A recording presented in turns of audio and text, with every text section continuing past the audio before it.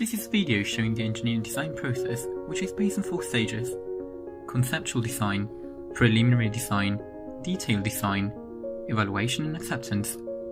After the final stage, if the design doesn't meet the requirements, the process is repeated for improvement. Otherwise, the design product is accepted. For this video, we'll be illustrating these 4 stages applied to our wing design project. In the first stage, we discuss the wing specifications and how to incorporate the 4 stages of design into our project. We were concerned with questions such as what type of wing structure can be used to meet the performance requirements, should we use a Strathspey design or main load carrying spar, and what type of spar cross-section should be used. For the second stage, mathematical theories that relate to the design and its requirements discussed in the previous stage are investigated. We researched the Euler-Bernoulli beam theory to help us make predictions of our wing's performance. In this case, it can be helpful to take advantage of software such as Microsoft Excel, so that different outcomes can be predicted by varying the inputs. For our project, we ensure that the sparse dimensions pass all theoretical evaluations while trying to minimise mass, and that the sparse cross-section fits in the given rib size. We also take into account that our given manufactured material has geometry limitations.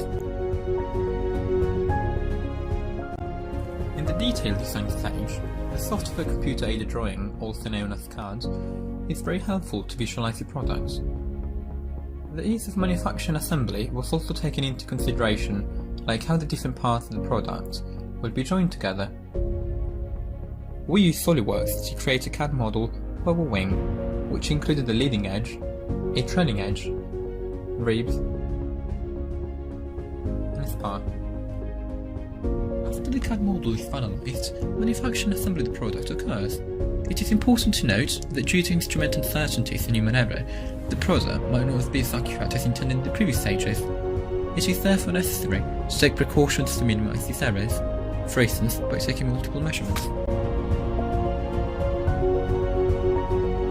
Once the product has been constructed, its performance is evaluated through various experiments in the evaluation and acceptance stage. For the purpose of our project, we learnt 2 experiments. The first one was to investigate the torsion of the spar, whereas the second one was to investigate the bending moment of the wing. In the torsion test, we increased the applied torque in order to calculate the rate of twist of the spar. The twisted angle can be worked out using trigonometry.